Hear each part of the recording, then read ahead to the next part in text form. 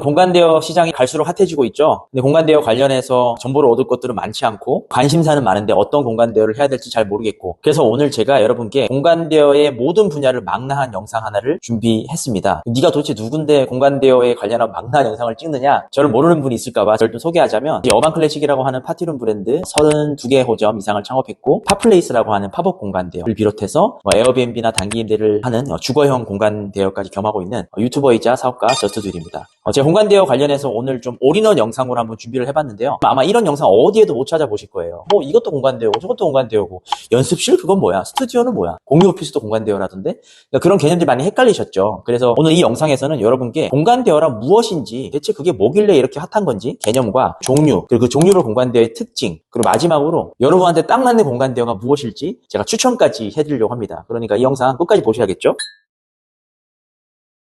자, 일단 공간대여의 개념부터 한번 알려드리려고 해요. 공간 그러면 보통 임차한다고 하잖아요. 도대체 임차랑 대여가 뭐가 다른데? 임차도 월세 받고 빌려주는 건데 대여 임차이 말장난 아닌가?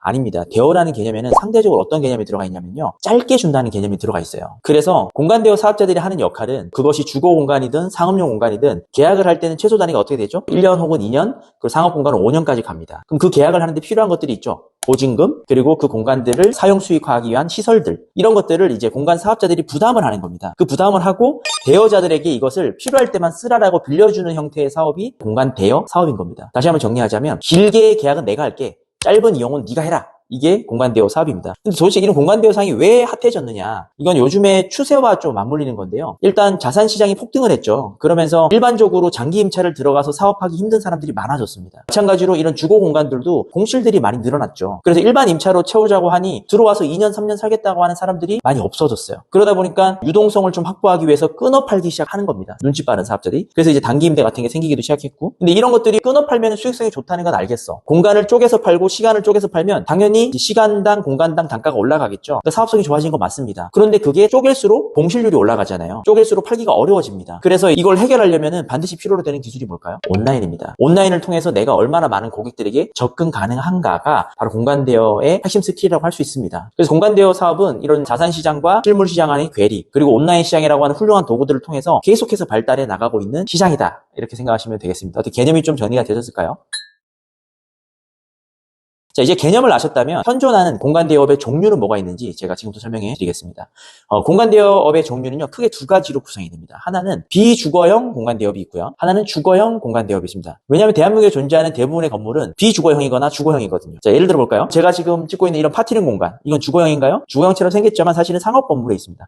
상업용 건물이죠. 근데 우리가 주거라고 부르는 것들은 어떤 것들이 있죠? 빌라라던가 오피스텔이라던가 심지어 아파트까지도 주거형 공간에 해당되죠. 자, 그럼 비주거형 공간대여에는 어떤 것들이 있느냐면요, 크게 5가지가 있습니다. 상업지의 공간을 임차해서 무인 공간으로 제공하는 파티룸. 두 번째는 팝업 스토어, 지금 제가 하고 있는 거죠. 1층 공간을 계약해서 팝업 공간으로 제공하는 팝업 스토어. 그리고 세 번째는 공유 오피스. 건물 하나를 통으로 임차한다던가 층을 통으로 임차해서 업무를 하시는 분들에게 공간을 분할로 대여하는 개념인 공유 오피스. 그리고 스튜디오, 촬영을 하기 좋게끔 촬영 기기들과 각종 장비들을 세팅한 다음에 시간 단위로 끊어 파는 스튜디오. 그리고 댄스라든지 음악이라든지 이런 아티스트를 위해서 연습용 공간을 제공하는 연습실. 이렇게 5가지가 있습니다. 복습 한번 할까요? 비주거형 공간대여에는 파티룸, 파워스토어, 공유 오피스, 스튜디오, 연습실이 있습니다. 그럼 주거로 한번 가볼까요? 일단 여러분들 많이 아시는 개념 중에 쉐어하우스라는 개념이 있을 겁니다. 쉐어하우스는 방이 여러 개인 집을 통째로 임차를 합니다. 그리고 그 안에서 실제로 주거를 같이 할 사람들을 모집하는 게 쉐어하우스의 개념이죠. 그럼 단기 임대는 뭘까요? 일반 임차 계약은 보통 1년 단위잖아요. 근데 이제 단기 임대는 이제 일주일 단위로 단기로 임차를 할 수가 있습니다. 이거는 건물주도 할 수 있지만 전대 허가를 득한 임차인도 단기 임대를 하는 것이 합법입니다. 단기 임대가 요즘에 많이 뜨고 있고, 세 번째가 뭐죠? 사람들 모두 에어비앤비라고 부르는데 에어비앤비는 사실 플랫폼의 이름이에요. 에어비앤비에 등록된 공간들은 외국인 도시 민박업도 있고 농어촌 민박업도 있고, 그리고 뭐 생활형 숙박시설도 있고 많습니다. 하지만 왜 우리가 외도민을 에어비앤비라 부르는가? 우리 개인 사업자들이 에어비앤비에 등록하는 방식이 외국인 도시 민박업이 많기 때문입니다. 그리고 이 영상을 보는 여러분들도 대부분 에어비앤비를 한다 그러면 외국인 도시 민박업으로 하는 경우를 말할 겁니다. 자, 정리하자면 주거형 공간대여 사업에는 쉐어하우스, 단기 임대, 에어비앤비가 있다. 그러면 저스트듀는 이 중에서 몇 가지를 해봤을까요? 저는요, 일단 파티룸 지금 32개 창업을 했고요, 팝업 스토어 지금 연남동에서 하고 있고요, 그리고 단기 임대 이번에 준비하고 있고 B&B 하고 있고요, 쉐어하우스는 놀랍게도 저는 대학교 때 했어요. 심지어 그때는 쉐어하우스라고 하는 개념도 없었을 때 쉐어하우스를 했습니다. 제가 한 칸 살면서 나머지 공간들을 우리 후배들에게 전전대를 주고 저는 이제 대학 때 아주 편안하게 꿀 빨았다라는 그때부터 뭔가 감이 있었나 봐요. 제가 경험은 안 해봤지만 일단 우리 공간으로 사업하는 사람들이라고 하는 이 커뮤니티에 연습실 최고 1등 전문가가 들어와 계시죠. 자이언터의 정 대표님 들어와 계시고, 그리고 공간으로 사업하는 사람들 이 커뮤니티에 국내 1등 스튜디오 대관 어플인 아워플레이스의 노환주 대표님도 함께하고 계십니다. 그리고 공유 오피스는 뭐 제가 창업은 한 적이 없지만 누구나 말하면 아는 저와 이름이 비슷한 그 분과 제가 회사 다닐 때 또 제가 잠깐 짧게 만나 뵌 경험이 있고요. 자, 제가 해보진 않았지만 업계의 1위 분들과 저는 다 알고 있다. 그래서 감히 말하건대 오늘 제가 말씀드린 8가지 공간대의 업종에 대해서 저보다 잘 설명할 사람들은 아마 없을 겁니다. 자, 그럼 여기까지 종류를 정리했다면요. 그럼 공간대여 사업별 이 특징을 좀 한번 알려드려 보도록 하겠습니다. 특징은 크게 3가지로 한번 알려드려 볼게요. 첫 번째는 투자금. 여러분 궁금하시잖아요. 두 번째는 난이도. 난이도가 어느 정도 맞아야지 도전할 수 있을 거잖아요. 그리고 세 번째가 또 되게 중요한데요. 확장성이에요. 돈이 되는 걸 알겠는데 내가 이걸 가지고 진짜로 확장해 나갈 수 있는지. 이 3가지 관점에서 이 8가지 공간대여업을 한번 파보겠습니다. 투자금 관점에서 한번 파볼게요. 파티룸, 팝업스토어, 공유 오피스, 스튜디오, 연습실, 쉐어하우스, 단기임대, 에어비앤비. 이게 뭐라고요? 비주거와 주거죠. 이들 중에서 어떤 게 투자금이 높을까요? 당연하죠. 비주거죠. 왜냐하면 주거는요, 이미 주거 건물에 들어가기 때문에 기반 시설들이 있습니다. 그래서 쉐어하우스 같은 경우에도 이미 뭐 건물은 지어져 있을 거 아니에요. 그럼 들어가면은 가구 배치를 하는 거지 여기에 특별한 공사 요소는 많이 없죠. 단기임대도 마찬가지죠. 단기임대 들어가게 되면 가스레인지를 인덕션으로 바꾸는 정도는 뭐 할 수 있겠으나 특별한 공사 요소는 많이 없을 겁니다. 에어비앤비도 마찬가지죠. 그래서 이제 에어비앤비의 지식이 그런 거죠. 소품이나 조명들을 활용해서 같은 공간을 좀 더 감성적으로 꾸미는, 들어보셨을 거예요. 그래서 주거형 공간대여인 쉐어하우스, 단기임대, 에어비앤비는 투자금이 작다. 자, 그래서 이 주거형 공간대여를 누가 많이 하죠? 대학생, 직장인, 그리고 자본금이 작은 부업노들. 자, 상대적으로 투자금이 큰 세트가 이쪽이에요. 파티룸, 팝업스토어, 공유 오피스,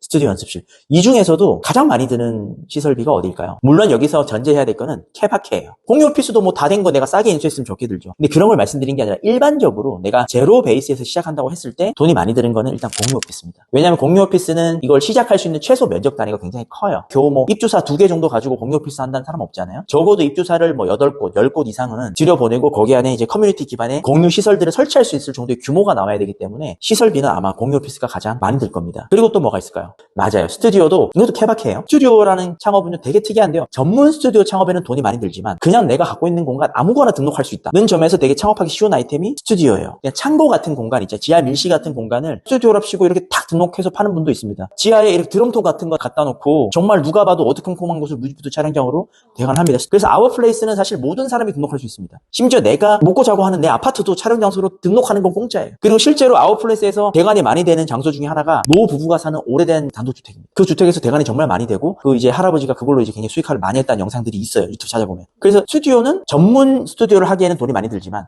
그냥 내가 갖고 있는 내 주변의 공간들을 촬영 공간으로 등록하기 너무 좋다. 사실 호환성이 가장 많은 게 스튜디오예요. 최근에 제가 노 대표님하고 미팅을 했죠. 노 대표님이 이 파티룸 공간 스튜디오로 팔아보면 어떨까요? 그래서 지금 등록을 하고 있어요. 지금 저도 유튜브 촬영하고 있잖아요. 그래서 스튜디오는 아무거나 다 등록할 수 있지만 전문 스튜디오를 하려고 그러면 돈이 좀 든다. 그리고 그 다음은 뭐죠? 연습실이에요. 연습실 같은 경우에는 왜 돈이 많이 드냐면 주로 소음에 강해야 되기 때문에 거의 90% 이상은 지하에 들어갑니다. 근데 지하에 들어가면 우리 예상하는 문제 있죠? 누수, 냄새, 그리고 방음, 이런 것들이 사실은 전부 돈이 많이 들어가는 공사예요. 그래서 공사비가 연습실이 좀 드는 편이고 거기다가 연습실 공사를 텅치로 맡겼다. 그럼 이제 이렇게 더 증가하게 되는 게 연습실 형태이기 때문에 좀 비싸다. 근데 비주거 중에서 그나마 좀 싼 게 뭐죠? 파티룸이에요. 그래서 부업너들이 파티룸을 하는 거예요. 그래서 쉽게 창업했다가 많이 망하는 게 또 파티룸이에요. 왜냐면 이제 두 번째 주에 난이도 들어가면 확실히 드러나거든요. 그럼 팝업스토어는 뭘까요? 팝업스토어는 제가 이번에 연남동에 해보니까요. 시설비가 그렇게 들지 않습니다. 팝업스토어의 난이도는요. 창업을 할 때 건물주로부터 전대라고 해석될 수 있는 이 공간대여 서비스업에 대해서 이해시키는 과정이 굉장히 난이도가 높아요. 왜냐면은 옛날 어르신들은 팝업스토어 그러면 뭐야 깔세 전대업이야? 이렇게 생각하시는 분도 간혹 계시거든요. 막가를 이용해서 잠깐 자랑을 하자면 연남동 팝업스토어가 이번 달에 매출 1,700만 원을 돌파했습니다. 해야죠. 그러면 이 업종별로 난이도는 어떻게 되는가 좀 볼게요. 비주거, 주거 덩어리로 나눠볼게요. 어떤 게 더 높을까요?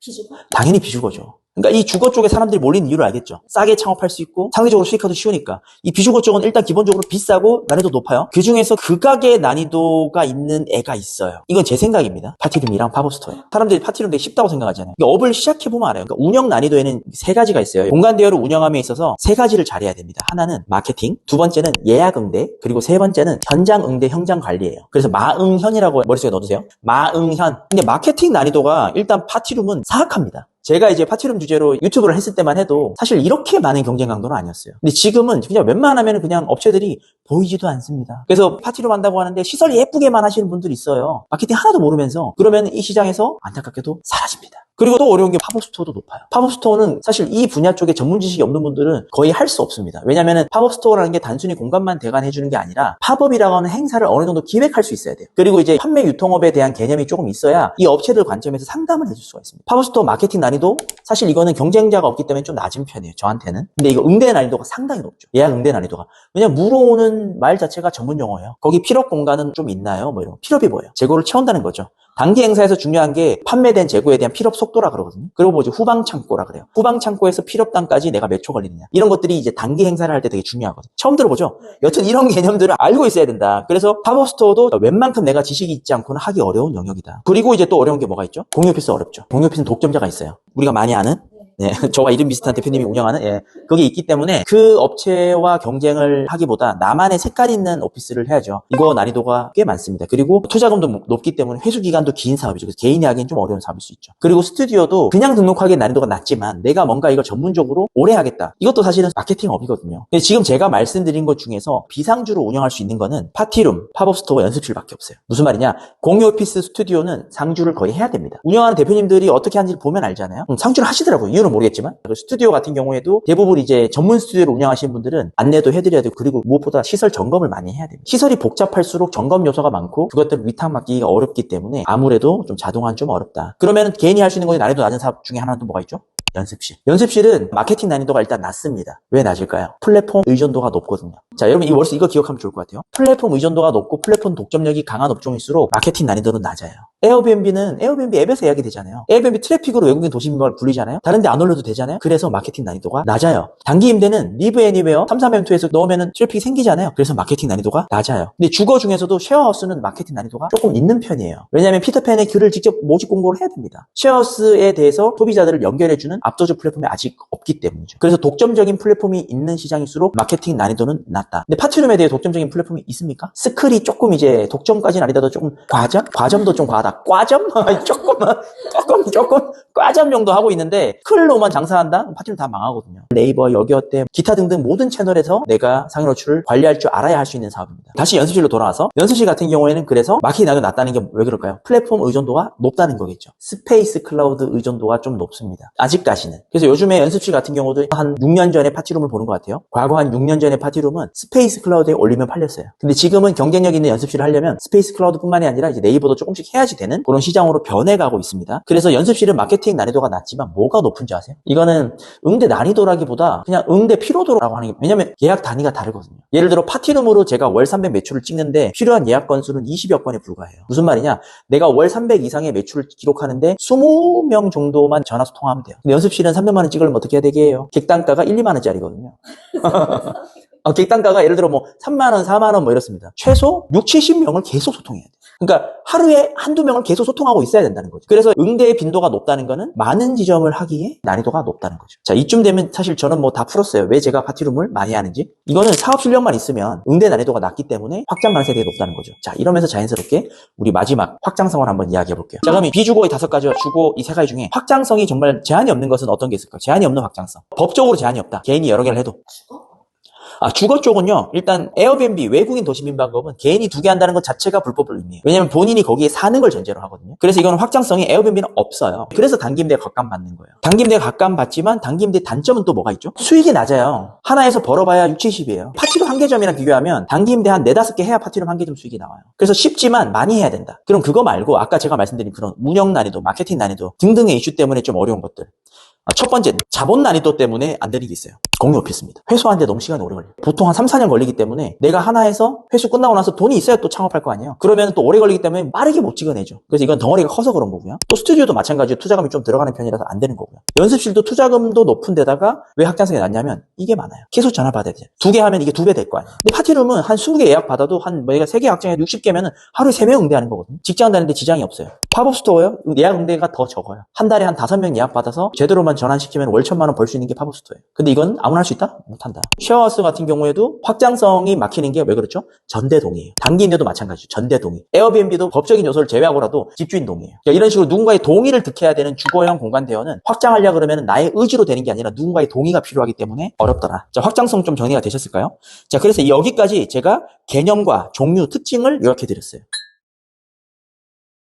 자, 그럼 이 중에서 내 위치에 맞는 공간 대여 업종은 무엇인가요? 라고 누군가 물으신다면 뭔가 가상의 캐릭터들이 필요하겠죠? 자, 시작해 봅시다. A라는 대학생이 있어요. 자본금은 뭐 한 500만 원? 그리고 공간 대여를 그냥 한번 경험해 보고 싶어요. 그 돈을 10만 원, 20만 원, 30만 원에도 벌어보고 싶어요. 그분에게 추천할 수 있는 업종은요, 하나밖에 없어요.